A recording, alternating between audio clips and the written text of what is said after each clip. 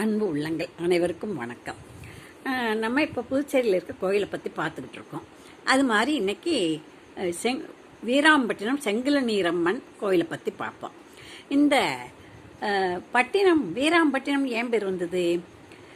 நதியும் கடலும் சேர்கின்ற இடத்துல எல்லாம் பட்டினம் பட்டினம் தான் சேர்த்து சொல்லியிருக்காங்க. சென்னப்பட்டினம், விசாகப்பட்டினம், சோப்பட்டினம், வீராம்பட்டினம், காவிரிப்பூம்பட்டினம் அப்படின்னு பட்டினம் அந்த காலத்து சேர்ந்து தான் வச்சுருந்துருக்காங்க.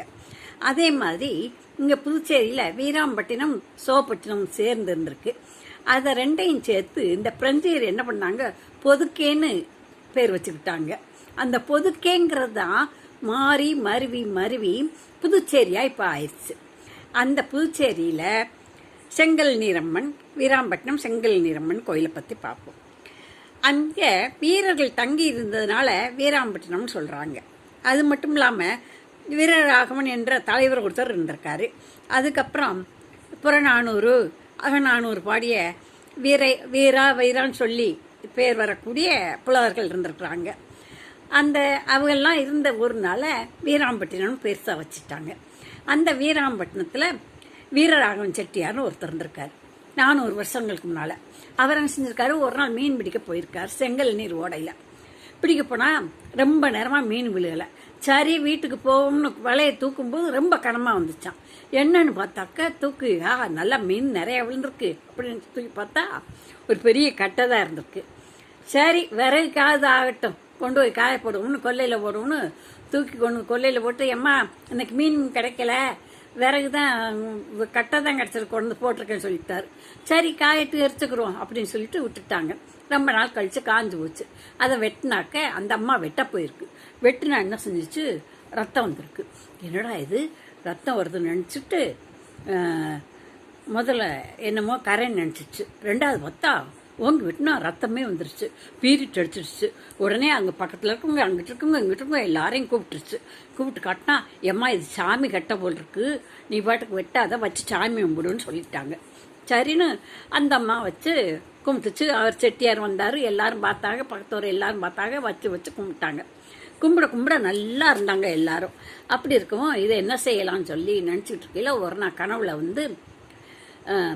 இந்த ஒரு அம்மன் நான் தான் சிவபெருமானே என்னை கட்டளைப்படி அனுப்பினேன் ரேணிகா தேவி நானே, நான் உன் வீட்டுக்கு கட்டையாக வந்திருக்கேன், நான் ஒரு இடத்த காட்டுறேன் உன் கனவுல, அந்த இடத்துல கொண்டு போய் நீ இதை பிரதிஷ்டை பண்ணுன்னு சொல்லிடுச்சு. சரின்னு சொல்லிட்டு காலையில் எழுந்திரிச்சனும் ஊர்காவல் தலைவர்கிட்ட சொன்னார். சொன்ன உடனே அவங்க என்ன செஞ்சாங்க, சரி போய் பார்ப்போம்னு சொல்லி போய் பார்த்தாங்க. போய் பார்த்தாக்க ஊரை சுற்றி பார்த்தாக்க ஒரு இடத்துல பாம்பு புத்து இருந்துச்சு. அந்த புத்து இருந்த இடத்துலேருந்து பாம்பு கண்ணதுக்கேவும் ஒரு இடத்த அடையாளம் கட்டின மாதிரி 2-3 தடவை அப்படியே ரவுண்ட் அடித்து காட்டிடுச்சு. அந்த இடத்த காட்டின உடனே காட்டிட்டு புத்துக்குள்ளே போயிடுச்சு. சரி இதுதான் அப்போ இந்த பாம்பு புத்து இருக்கிற இடம்தான், இதை தோண்டி பார்ப்போம்னு சொல்லி தோண்டி பார்த்தாங்க. அந்த இடத்துல இந்த கனவுல சொல்லியிருந்துச்சு அந்த அம்மா, ஒரு சித்தருடைய சமாதி அந்த இடத்துல இருக்கும், அந்த சித்தர் சமாதி இருக்கிற இடம் எனக்கு ரொம்ப பிடிச்ச இடம், அந்த இடத்துல நீ கோயில் கட்டு எனக்குன்னு சொல்லியிருந்துச்சு. அதுபடியே அதை தோண்டி பார்த்தா உள்ள சித்தர் சமாதி இருந்துச்சு. இருக்கவும் சரி இதுதான் அந்த அம்மா சொன்ன இடம்னு சொல்லி தோண்டி எடுத்து ஊரெல்லாம் சேர்ந்து கோயில் கட்டினாங்க. முதல்ல கோயில் கட்டி இந்த கட்டையை மட்டும் பிரதிஷ்டை பண்ணி கும்பிட்டுக்கிட்டு இருந்தாங்க. பிறகு பார்த்தாக்க கொஞ்ச நாள் கழித்து வெறும் கட்டையை கும்பிட்றோமே, நம்ம ஒரு முகம் வச்சு கும்பிடுவோம் அப்படின்னு சொல்லி ஒரு தலையை மட்டும் வச்சாங்க. ரேணுகாதேவி தலை மட்டும் தானே வச்சு கும்பிட்டாங்க.